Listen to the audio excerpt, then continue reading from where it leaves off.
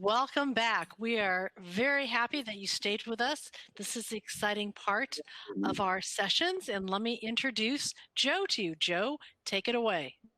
I am happy to take it away. I'm so excited that everybody is joining us. I had an issue yesterday that I cannot hear, but I can speak, so I wonder if you can hear me. We can hear you. Yes. Thank you. Okay, anyway, thanks. I just wanted to thank everybody for joining us for our Startup Showcase session at MLconf Online 2020.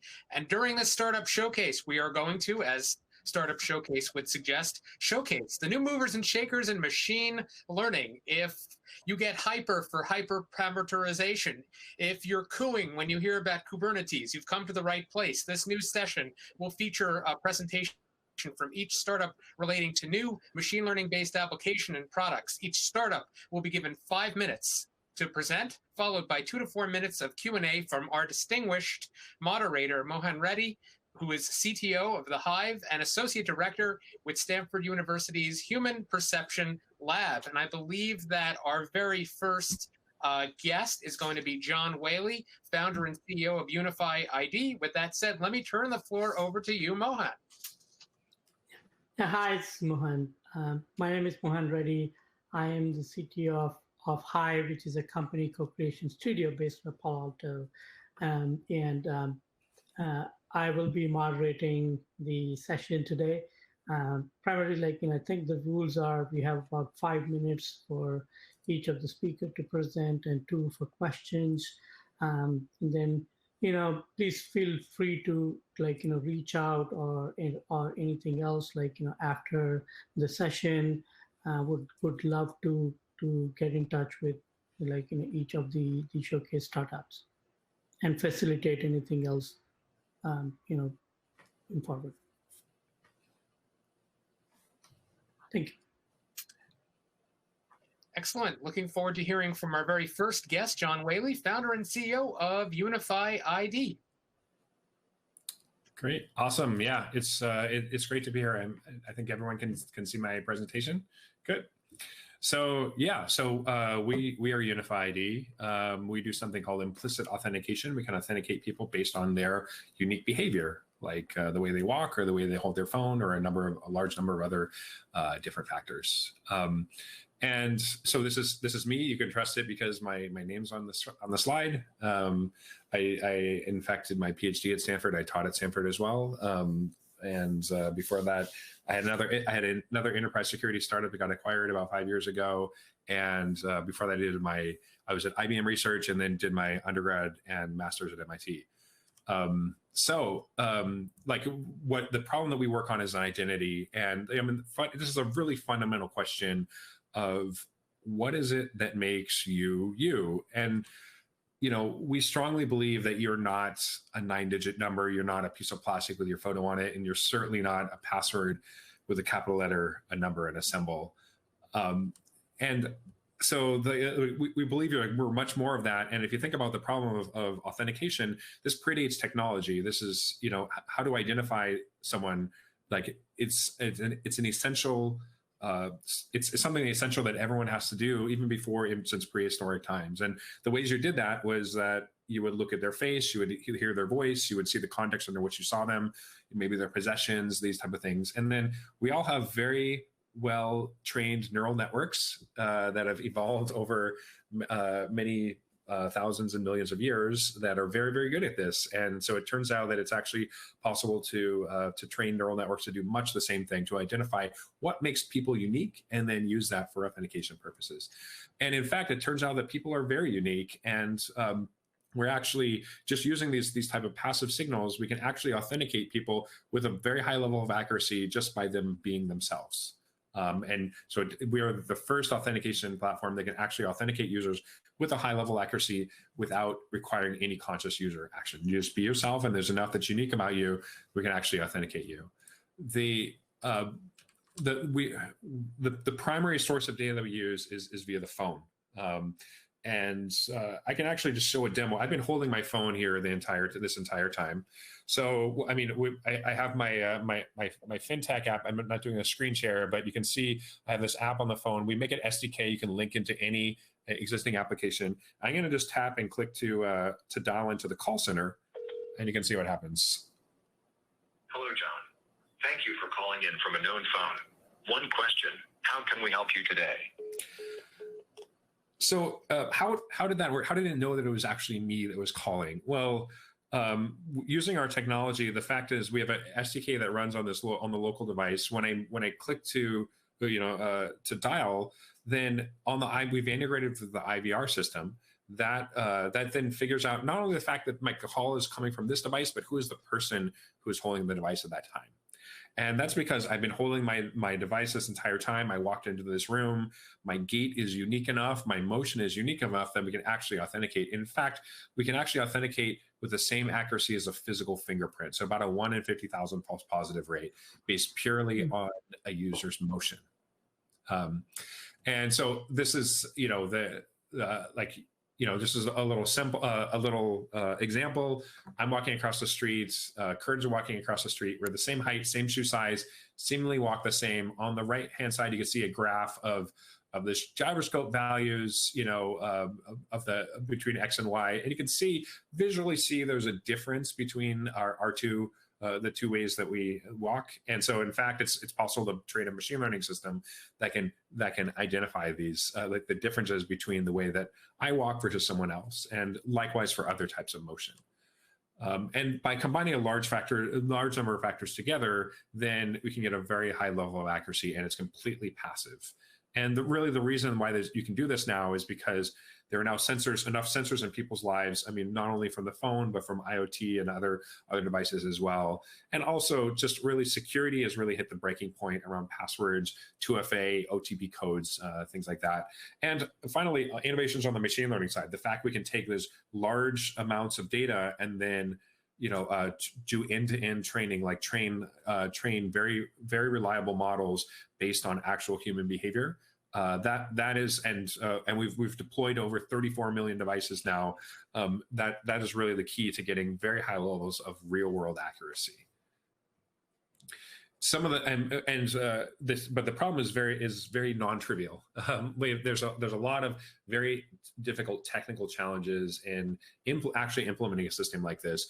Building something that works in a laboratory environment is pretty straightforward, and there's been a number of examples of that. Building something that works in the real world is a whole different ballgame. Just challenges around enrollment, like how do you actually enroll the user? How do you minimize training time? Accuracy when users are doing various different things. Performance, we run completely on the local device. We do a lot of work with on-device machine learning. Training on not only inference but also training on device. So we have a lot of background in there as well. We have over 30 publications in that space alone, and then on the security side, this is dealing adversarial attacks in our system are not a theoretical concept. These are something that we actually have to worry about, and also data privacy and security. How do you train a machine learning model where the data has to stay locally on the local device? So all are very interesting technical challenges, and we have a great technical team who's been working on this for now 4 years now. That is going to solve these problems. So again, we were founded in 2016. We went to TechCrunch Disrupt. We won runner up there, the first ever and only ever winner at RSA Innovation Sandbox. We had a number of other accolades that we've had, including most recently we named the overall fraud prevention solution of the year this year for our solution, not only on the streamlining authentication side, but also on the risk and the anti-fraud side. And the key is because we have visibility into the type of data we have visibility into is very different than what you'll typically get access to, because we actually see the human behind the device. We actually see the person's behavior, which usually you don't get access to, and so that gives us a really unfair advantage, both in terms of the enrollment, like how do you get enough data to enroll the user, as well as in terms of the inference as well. Well, thank you very much, John, for this background. Congratulations, by the way, on the recognition. I know Mohan, our moderator, has a number of questions for you. Yeah, thanks, John. So are you using this even for cyber physical systems as well, like the new IAM system, even for opening up the doors or Wi-Fi in the building, or other places based on who you are. In fact, we are. I mean, that is one of the big use cases is physical world. So we work with a big, big Fortune 500 company, and they make the readers for the doors. You can use the key fobs, but they're also moving to a mobile credentialing system. And so with our, after integrating our technology, now you just walk up to the door automatically unlocks. You don't have to do anything on your phone. And likewise for cars and automotive and other physical worlds type of interactions like mobile like payments, QR code payments, for example. Especially now, more and more people are wearing masks, and so like reliance on things like Face ID and facial recognition, like those don't work as well when people are wearing masks. But the thing that really gives us a huge advantage is we already know that it's you even before you interact with the service, because we're actually running in the background. And so even before you open the app or you go to scan that QR code or you make that call, we already know it's you with a very high level of confidence, because the decision is not based on instantaneous measurement of right now. It's based on what was happening 5 seconds ago, 30 seconds ago, 5 minutes ago, things like that. So it gives us a lot more data to make a decision based on, and it really increases the amount of accuracy. Thank you. Yeah. Thank you very much. John, Mohan, do you have any more questions? Just one other question I have is, how do you, because there's the unintended consequences, because I did use like a unified IAM app like this, where somebody else would, or as I just walk in, it preempts it and it opens my car door, and it opens to a lot of security, unintended security holes, right? So how's your system addressing those kind of problems? I mean, overall, there's no silver bullet in security. Like anyone who says that, I have my system has perfect security, they're either lying to you or they don't know what they're talking about. Because I mean, if you look at security in the real world, I mean, the challenge is usually not how do I make the system more secure? It's how do I make it more usable for the end user? Because there are a lot of ways to make things secure. You could just, have people use very long passwords and then not reuse them, or use 2FA, consistently, those type of things. But people don't, because I mean, the passwords that people use every year, it's the same, the leaked passwords. It's all the same passwords. It's like 1, 2, 3, 4, 5, 6, or the word password, or things like that. The truth is, it's very hard to change human behavior. And we see this, especially in machine learning, where for initially a technology is not good enough, and people have to adapt to the limitations of technology. And eventually technology gets good enough that it kind of meet people where they are. And then you can have just much more interactions with technology. I mean, we see that with speech recognition, for example, it used to be very, very flaky. Now it's gotten good enough that this enabled a new modality of interaction. And I think that that you see the same thing happening with authentication. And in the future, you'll walk into your house will recognize you, your car will recognize you, brick and mortar store, recognize you as well, based on all of these passive signals. And boarding a plane is going to be different, all of these things, and it's going to be just much more natural experience, much more human. It's many of these interactions, it's going to be less about the technology and more about the person and the human. Right. Thanks so much, John. Thank you so much. Thank you very much. Our next guest is Chris Kakris. I hope you're pronouncing your name correct. CEO of InXel. He is an expert on reconfigurable computing, author of the book, Hardware Accelerators in Data Centers. So please give a warm welcome to Chris, CEO of InXel.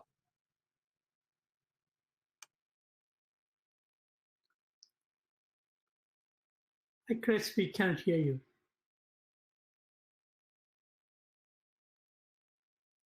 Okay. Hello, everyone. Yeah. Now you can hear me, right? Hello, everyone. Thank you, Chris. Please give a warm welcome to Chris, CEO of InXel. Thank you. Hi. Hello, everyone. Thank you for hosting this event, and I'm happy to be here. So I'm Chris Kakris. I'm the CEO and co-founder of InXel. And what we are doing at InXel, we are helping companies speed up their applications like machine learning instantly, right? So So you need now that computing power, especially needed to carry out machine learning, is almost doubling every 3 to 4 months, right? So we need more powerful machines, more powerful computing systems. And the thing is that typical processors have almost reached their limit. So they cannot anymore keep increasing their performance as in the past, right? So what's left? So the only path left is domain-specific accelerators, right? Specialized hardware that can be used to perform much faster compared to CPUs. Right, so you probably know that there are different kinds of accelerators like GPUs and FPGAs. GPUs provides high performance, but they're not as much easy to use as CPUs. And FPGAs provide usually even better performance compared with GPUs, but it's very hard to use, right? So what we are doing at InXel is that we leverage the power of the FPGAs in order to allow machine learning data scientists and machine learning engineering to utilize the power of the FPGAs with the same simplicity as a CPU, right? So what we provide at InXel, we provide a framework for accelerated machine learning. So that way you can speed up your machine learning application online, maybe, using the power of the hardware accelerators without having to change your code at all. Right, so you can keep using Jupyter, Python, scikit-learn, Spark, Scala, or Keras, and at the same time run it on FPGAs, on hardware accelerators, without having to know anything about FPGAs.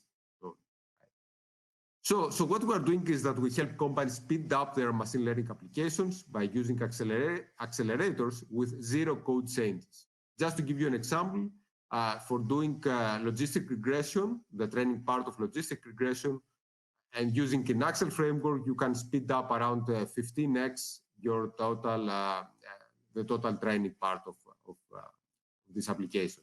And actually, you can also reduce the total cost of operation because it is running much faster. The cost is not as much high as it is in the CPU. So at the same time, you can also reduce the total operation cost. Right, so the main advantage is that you keep working and you keep developing your application on the typical familiar frameworks like Jupyter and Node, right? So you can use Keras, you can use Python, you can use all of this on easy-to-use Jupyter notebooks, and at the same time you get around 10x to 20x speed up compared with the application and the dataset, right? So what you have to do, right? So the only thing that you have to do is just import the InXel library. So just by import the InXel library, every time that you invoke a specific function, the specific function is automatically offloaded to the hardware accelerators. And this is how you get the speed up, right?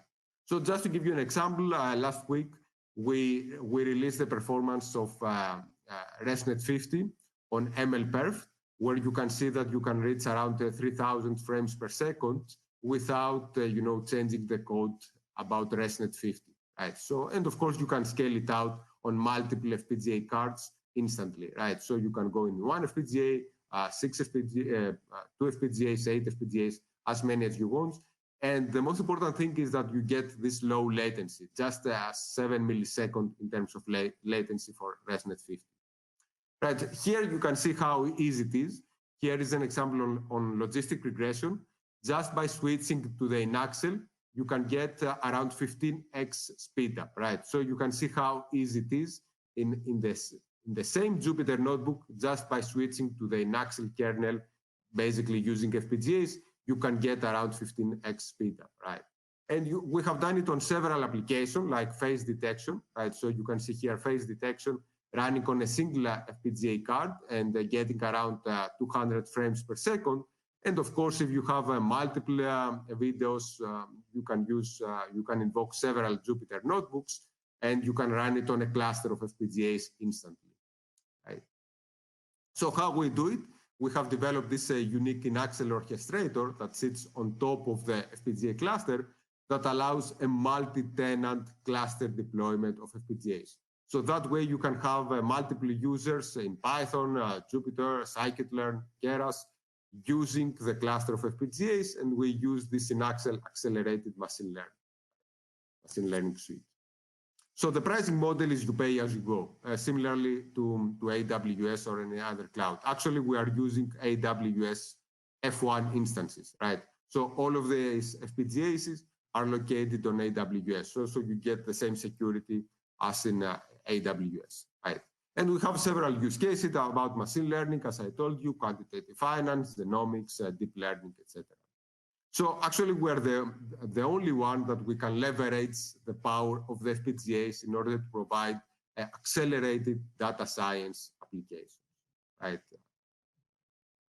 So, thank you very much, Chris. I know, Mohan, you have a number of questions regarding hardware acceleration.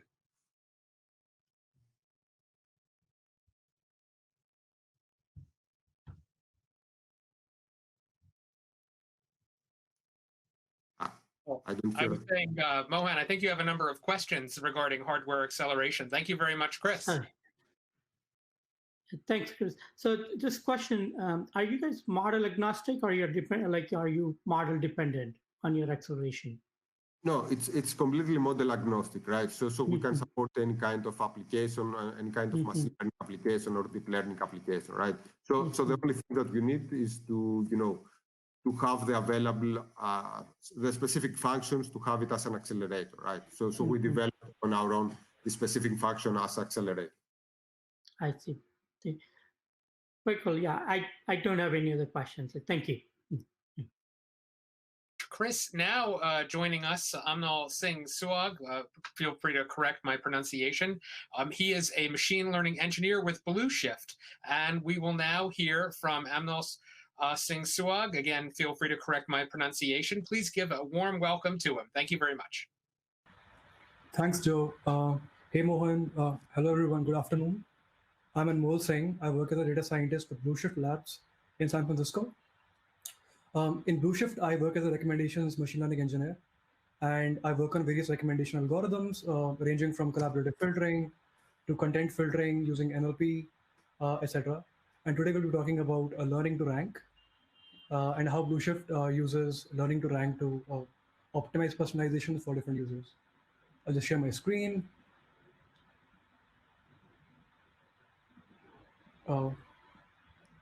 Okay. Can you see it? Yes, we can see it. Thank you. Thank you so much. Yeah, so I'll just give a brief overview of what Blueshift is. So Blueshift is a Smart Hub CDP, that is customer data platform, which combines customer data, AI, and multi-channel orchestration into one simple, easy to use platform. Let's give I'll just give a small overview of how we do it. So Smart Hub CDP, so basically like once we connect to the client's like data warehouse, real-time events, product catalogs and transactions, we're able to establish one unified view of the customer. For example, here you can see that we have one customer called Eric Chen, age 32, purchases 8, based out of San Diego, California. Using his entire data and historic transactions, we are able to like give some predictive scores, his purchase intent. We are able to provide him recommendations from the product catalog, like sweatshirts in his case, and like send time optimization, and like where he is most likely to engage, maybe email, maybe on-site, web, social. And then once he acts on different campaigns, we're able to like get that, like funnel that data back for like using future optimizations. And we are able to do this at a very big scale for millions of users and millions of products. But today our talk is more about recommendations where I work, which is a core of personalization at Blueshift. So given a user, say Eric, and a product catalog, which is of like millions of products like for a given client, right? We can we can actually generate recommendations for him using different algorithms, maybe collaborative filtering, maybe everything that is popular in his area, and similar products by NLP. We use BERT-based embeddings to actually capture similar text by his brand affinity, by next best product to what he has seen, to what he'll buy, and so on. So all these products are called candidates, and we have hundreds of them, which is still smaller as compared to like the million-based catalog. So what is the need for learning to rank? So we have limited space to give recommendations, maybe on app, in email, or on site, right? And and we can't really recommend like hundreds of products. So like, which one will you show? These two, or these two, or these two, which makes a lot of difference. So we solve this problem using learning to rank models. And how we model it is basically we take Eric and we like use all his historical campaigns, what he ended up clicking on, what he did not click on, and we convert them into features and train a pairwise ranking model. We use XGBoost Lambda Mart, like given that how optimized it is, and like given that it can handle missing values really well, and we use XGBoost a lot in our modeling processes. So once you have a trained XGBoost Lambda Mart model, you can just take those candidates for Eric and you can convert them into features and use a trained model to score it and re-rank the products in a way where the top products are most likely to be clicked by Eric. So we have learned to rank, and this actually helps us a lot. So now we'll discuss some feature sets that we use to train our Lambda Mart model. We break down our features into different categories. And the first one is basically product relevance. And product relevance is captured by like some features like cosine similarity. If the user follows the brand of the product which is being recommended, if he follows the tags. Second is product quality. This is captured by the popularity of the product, the popularity of the brand or the category of the product, and the rating and reviews that this product has received historically. Then user activity, as someone I think has said that the past of the user is most important to predict his future. So his historic recency, frequency, and magnitude on the site, historic click rate, his like campaign activity, RFM. The fourth one is user affinity. Affinity towards towards a separate category, towards a specific category, towards a specific brand. If Eric likes Nike more, he has more affinity towards Nike, and so on. The time and day of the campaign. And the last one is user fatigue. Fatigue in the sense as in certain users get fatigued onto certain products which they've already seen.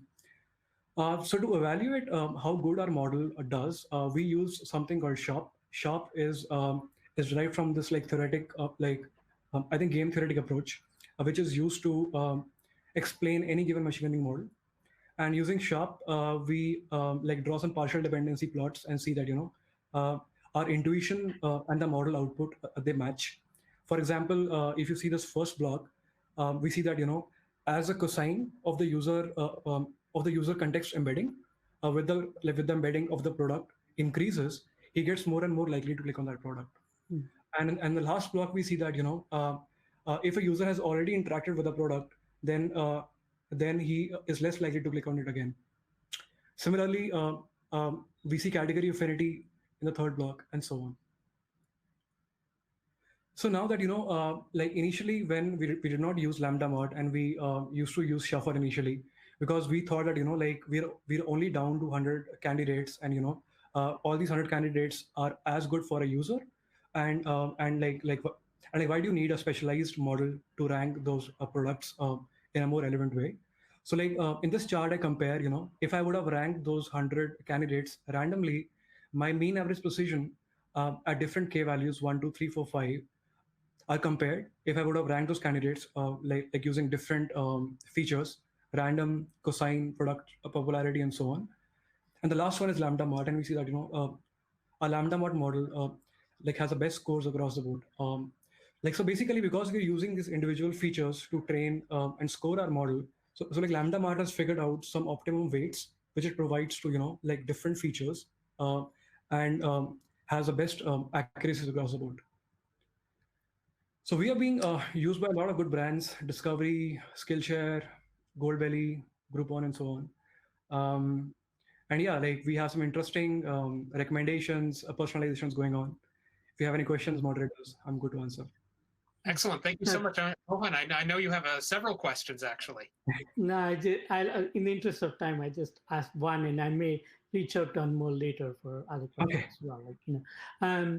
Like, did you not consider like a product graph, like based on these affinities, like how people are, and then like this graph would dynamically change? Right. So I think like user affinities towards like different products or categories of brand, they change over time. and so does our hours. Like we compute affinities every day, or maybe like I think every hour. So if somebody like if you go to say Amazon and you like if you see some products, your affinities they get updated. So all the updated scores are computed every day, and we use updated affinities. Okay. Okay. Perfect. Thank you. Thank you so much, guys. Thanks. If you have any questions, and we're also hiring, and you can reach out to us at datascience@blueshift.com. We're hiring across San Francisco and other parts in US and India. Thanks, Arman. Thank you. Well, it's now my pleasure to introduce Martin Isaacson, whom you just saw earlier. Can you hear me? Co-founder of Perception Okay, Lab. perfect. Thank you. Sorry about the audio issue on my end. I will share my screen now. Let me see.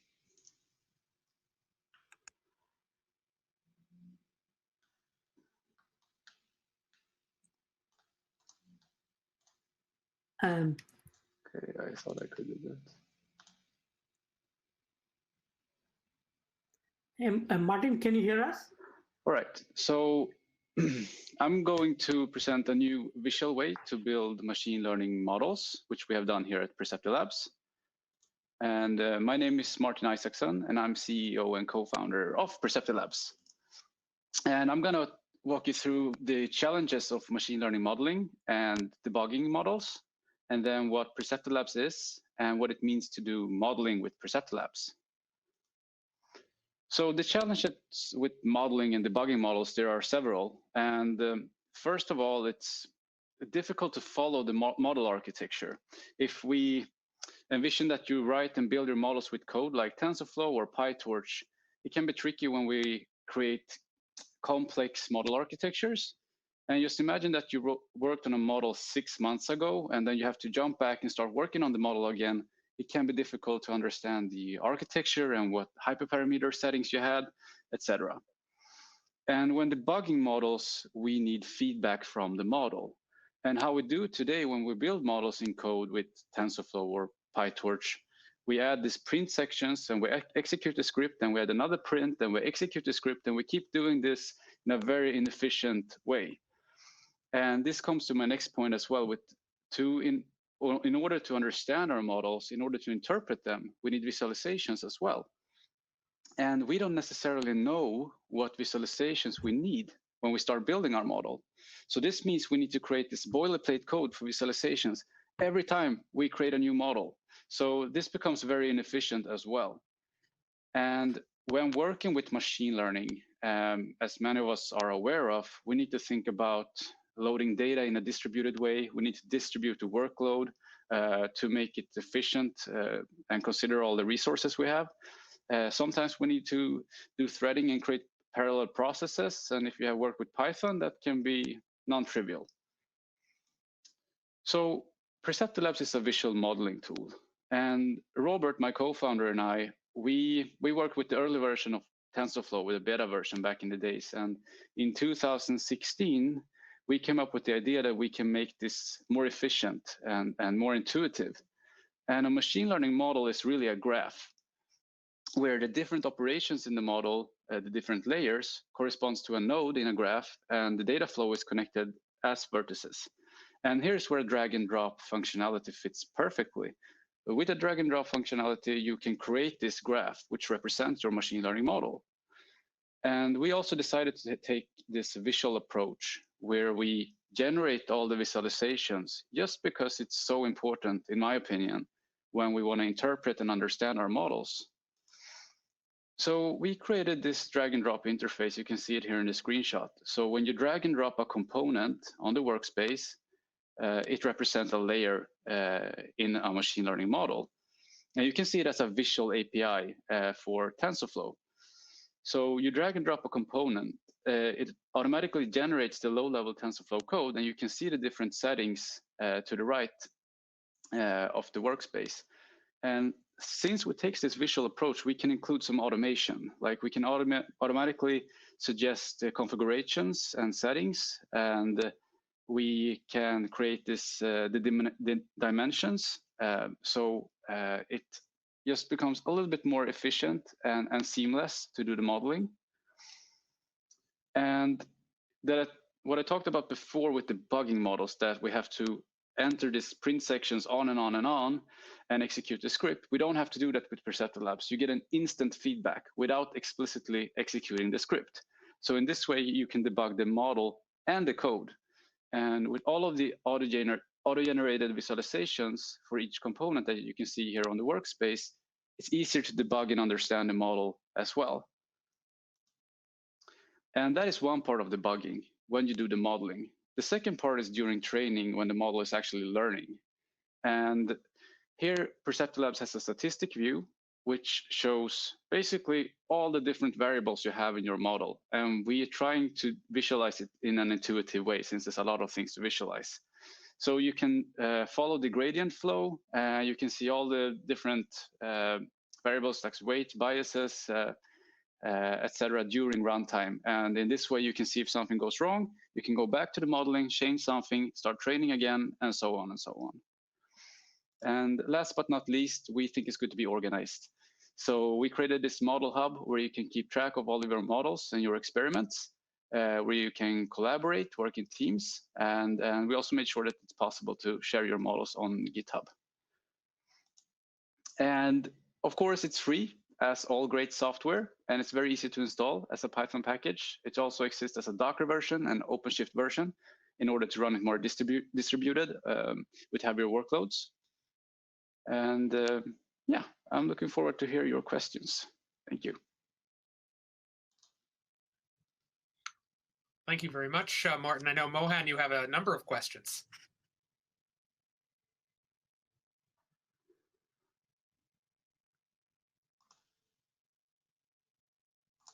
Let's see. Oh, Mohan, I think you might be muted. So just want to make sure. Yeah, sorry. There you go. I'm just welcome. If someone is writing down the question for me, since I can't hear. I thought, can you suggest corrections and scaffold the code?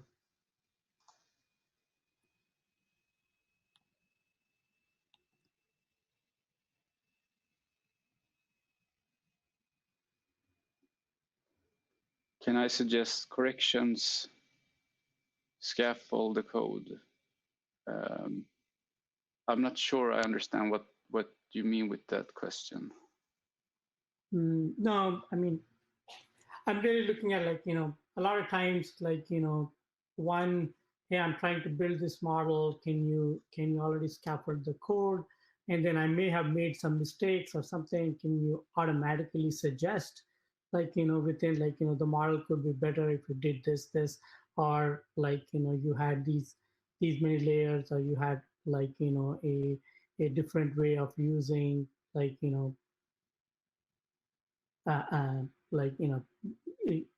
different types of getting functions. But can you hear me okay? Like, if this is getting difficult, I think, like, I can take, and you and I can meet offline and I can ask these questions.